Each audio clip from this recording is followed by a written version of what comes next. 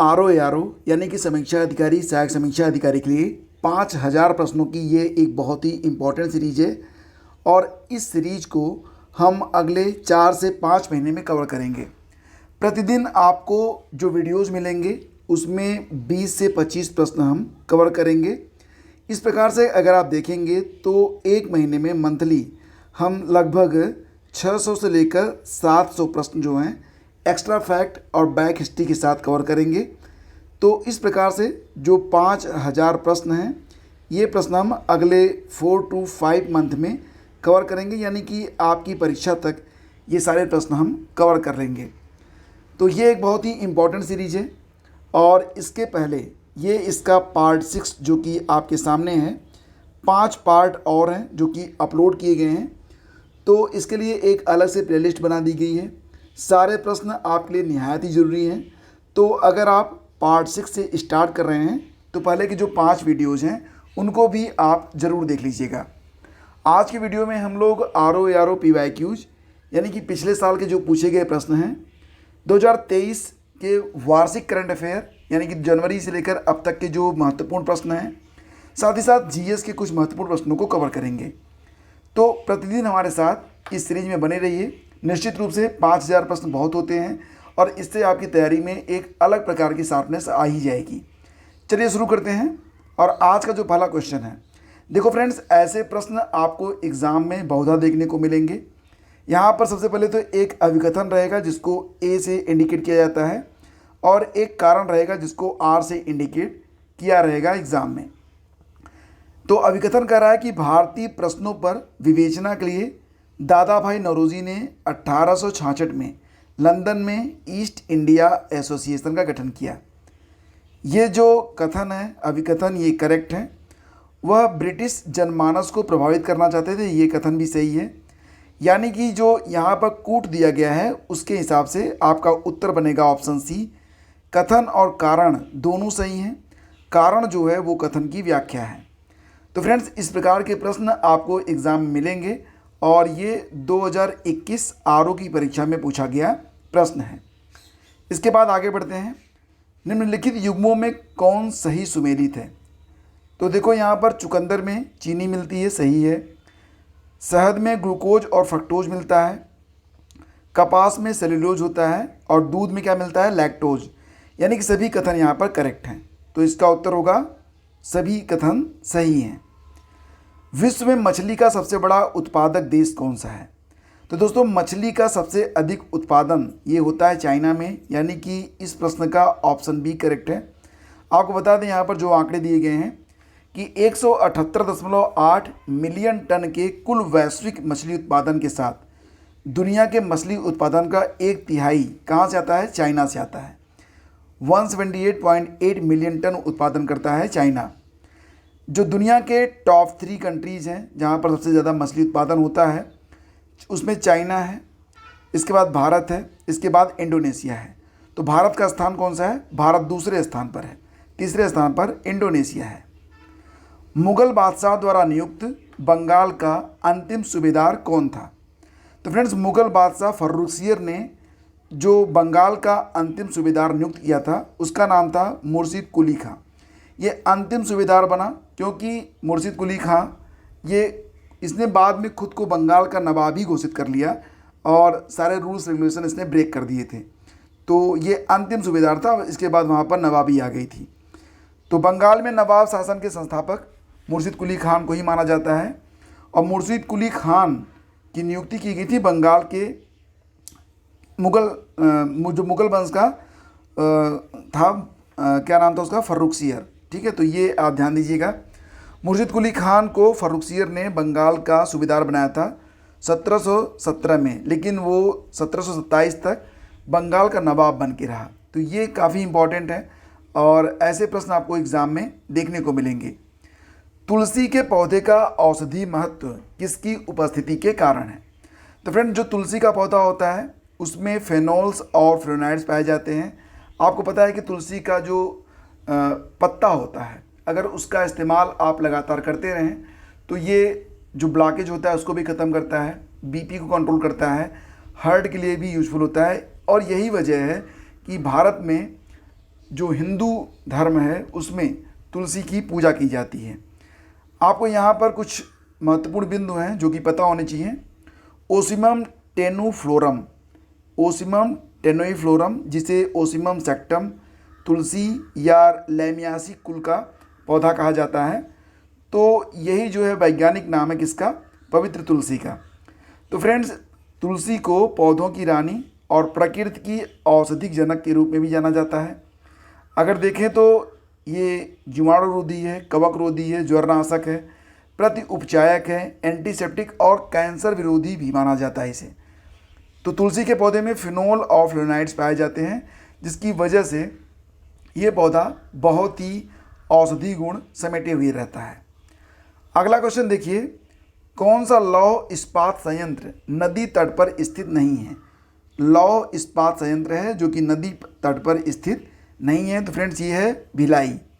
भिलाई लौह इस्पात संयंत्र ये मिलेगा कहाँ पर आपको? तो फ्रेंड्स, ये मिलेगा आपको छत्तीसगढ़ में। ध्यान दीजिएगा कि भिलाई इस्पात संयंत्र, भिलाई स्टील प्लांट की स्थापना 1959 में की गई थी।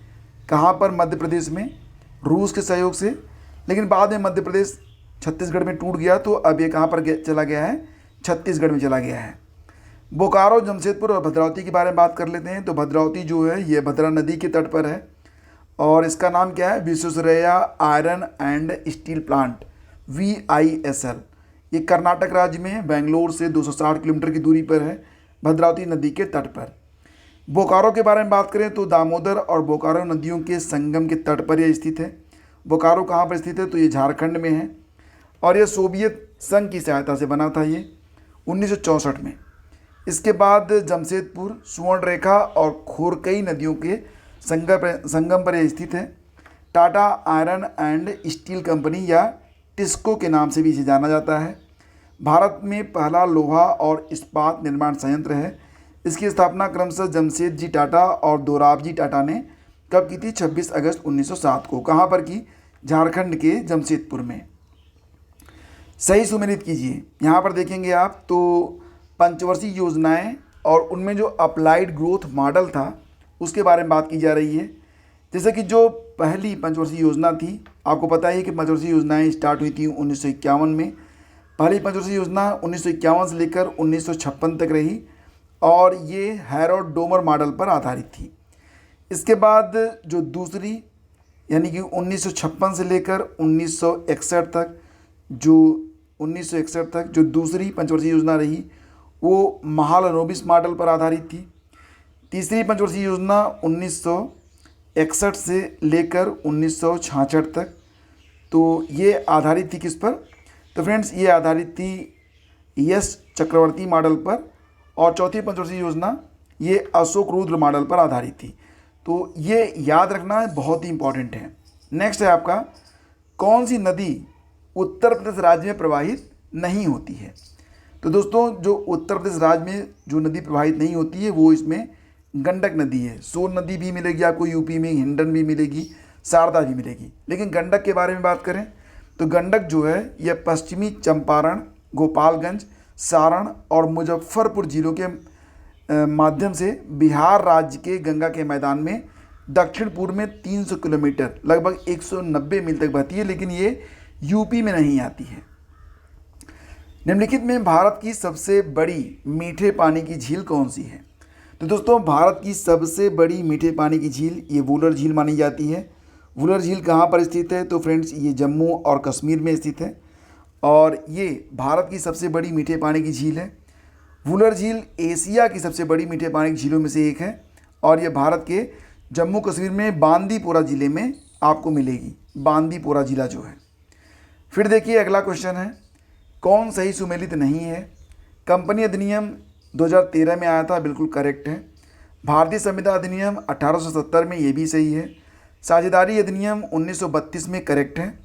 और वस्तु विक्रय अधिनियम 1930 में।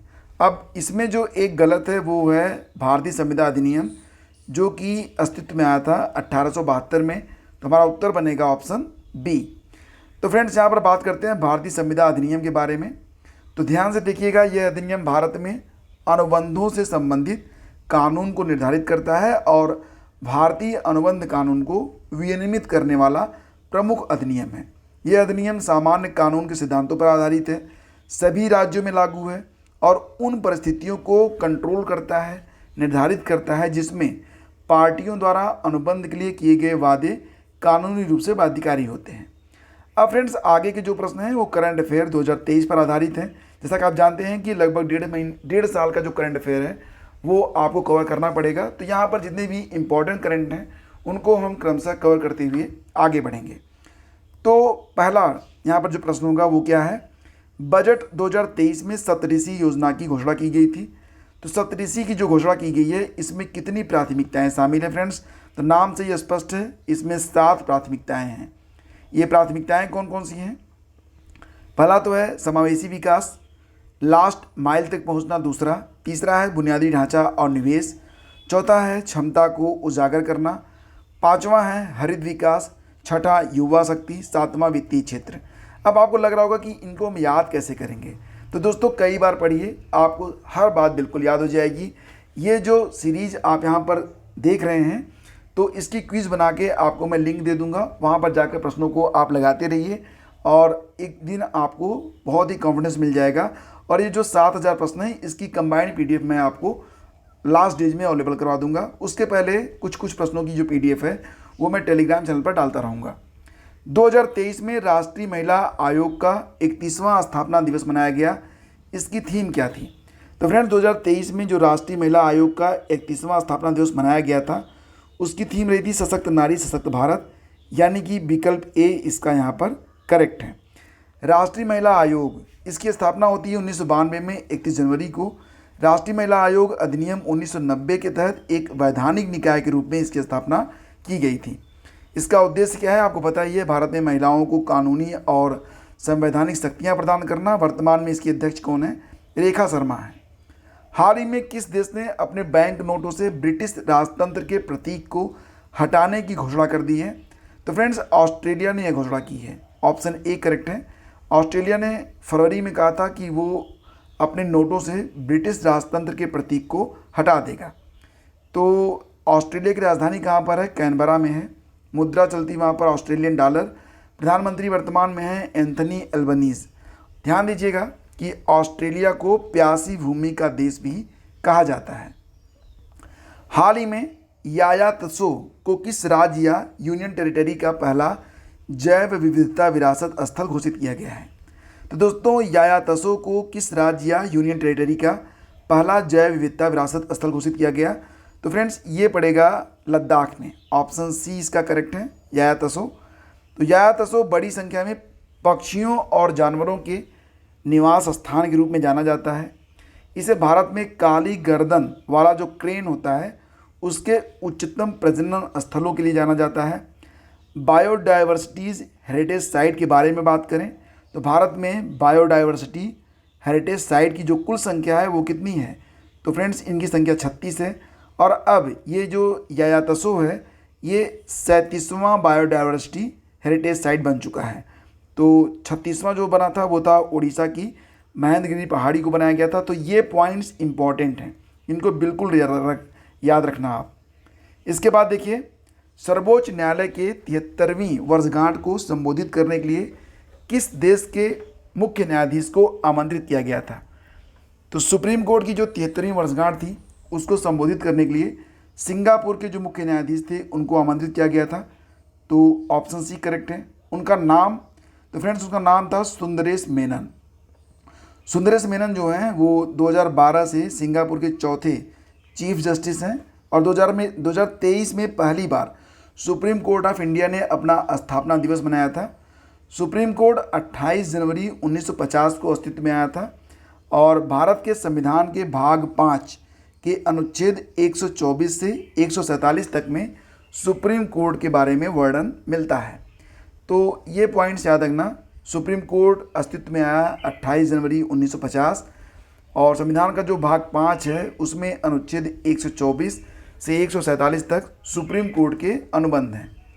फिर आगे बढ़ते हैं। 29 जुलाई 2023 को जारी संशोधित आंकड़ों के मुताबिक भारत में बाघों की कुल संख्या कितनी हो गई है?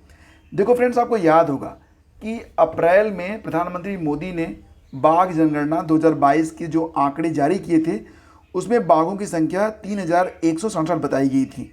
ये आंकड़े जो हैं वो अप्रैल में जारी किए गए थे।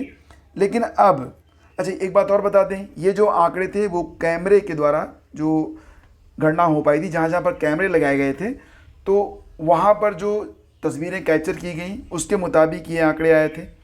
लेकिन कैमरा और नॉन कैमरा दोनों क्षेत्र को की एक गणना करने के बाद फाइनल आंकड़े जो है वो 29 जुलाई जो कि बाघ दिवस होता है, इंटरनेशनल टाइगर्स डे, उस दिन जारी किए गए। तो परिणाम और सुखद रहा। अब बाघों की संख्या भारत में 3682 मानी जा रही है। देखो फ्रेंड्स, 2018 में बाघों की संख्या 2967 थी और अब 2022 में ये बढ़कर हो गई है 3682। अगर हम बात करें तो मध्य प्रदेश को टाइगर स्टेट घोषित किया गया। मध्य प्रदेश में सर्वाधिक 785 बाघ हैं। दूसरा स्थान कर्नाटक का है। कर्नाटक में कुल कितने बाघ हैं? तो फ्रेंड्स वहाँ पर जो बाघों की संख्या है वो 763 है। तो ये भी याद रखना आप। तो टाइगर स्टेट कौन बना है? टाइगर स्टेट बना है मध्य प्रदेश। इसके बाद आगे बढ़ते हैं। इसरो ने सिंगापुर के कितने उपग्रह लॉन्च किए हैं? हाल ही में इसरो ने सिंगापुर के कुल 7 उपग्रह लॉन्च किए। इसरो के बारे में आप जानते ही हैं, ISRO, ISRO, Indian space research organisation, इसकी स्थापना कब हुई थी? तो फ्रेंड्स इसकी स्थापना हुई थी 1969 में, ये आपको पता ही होगा। वर्तमान में इसके जो अध्यक्ष हैं वो यस सोमनाथ हैं। और हाल ही में सिंगापुर के 7 उपग्रह इसरो ने लॉन्च किए हैं। कब किए हैं? 30 जुलाई 2023 को। कहाँ से? आंध्र प्रदेश के श्रीहरिकोटा स्पेस सेंटर से इसको लॉन्च किया गया। जिस रॉकेट से उसका नाम है PSLV C56 और ये PSLV की 58वीं उड़ान थी। सबसे अहम 7 सैटेलाइट में एक सैटेलाइट है DSSAR, जिसका वेट काफ़ी ज़्यादा है, 360 किलोग्राम का सैटेलाइट है। किस राज्य में बाल श्रमिक विद्या योजना का विस्तार किया गया? तो फ्रेंड्स जो बच्चे पढ़ नहीं पाते हैं और श्रमिक के तौर पर अपनी ज़िंदगी गुजार रहे हैं तो उनके लिए विद्या योजना स्टार्ट की गई है। कहाँ पर? उत्तर प्रदेश में। तो फ्रेंड्स अभी तक ये जो योजना थी वो उत्तर प्रदेश के 20 जिलों में थी, जो अब सभी 75 जिलों में लागू होगी। और इस योजना के तहत बच्चों की जो पढ़ाई है वो फोकस की जाएगी। साथ ही साथ लड़कियों को 14,400 और लड़कों को 12,000 रुपये सालाना जो है उनको पढ़ाई करने के लिए दिए जाएंगे। SBI रिसर्च के अनुसार भारत किस वर्ष तक दुनिया की तीसरी सबसे बड़ी अर्थव्यवस्था बन जाएगा? तो फ्रेंड्स वर्तमान में भारत दुनिया की 5वीं सबसे बड़ी अर्थव्यवस्था माना जाता है, लेकिन 2027 तक SBI रिसर्च कह रहा है कि भारत दुनिया की तीसरी सबसे बड़ी अर्थव्यवस्था बन जाएगा। तो वर्तमान में अमेरिका, चीन, जापान और जर्मनी के बाद भारत का स्थान है, लेकिन बहुत जल्द 2027 में हम अमेरिका, चीन और उसके बाद भारत का स्थान आएगा। पहले जो आंकड़े थे वो 2027 तक थे, मतलब ये माना जा रहा था कि 2029 तक भारत तीसरी अर्थव्यवस्था बनेगा, लेकिन अब माना जा रहा है कि 2027 तक ही बन जाएगा। तो ग्रोथ बढ़ी है भारत की। वन संरक्षण संशोधन विधेयक 2023 लोकसभा में पारित हो गया है। इस बिल को किसने पेश किया? तो फ्रेंड्स इस बिल को पेश किया है हमारे पर्यावरण मंत्री भूपेंद्र यादव ने। आपको पता ही होगा कि भूपेंद्र यादव जो कि केंद्रीय पर्यावरण, वन और जलवायु परिवर्तन मंत्री हैं। तो वन संरक्षण संशोधन विधेयक 2023 26 जुलाई को लोकसभा में पारित किया गया। यह विधेयक देश की सीमाओं के 100 किलोमीटर के भीतर की जो भूमि है उसको संरक्षण देगा। यानी कि मतलब ये कि जो देश की सीमाएं हैं उसके 100 किलोमीटर तक मतलब ये कानून लागू नहीं होगा, क्योंकि पहले तो देश होना चाहिए उसके बाद वन।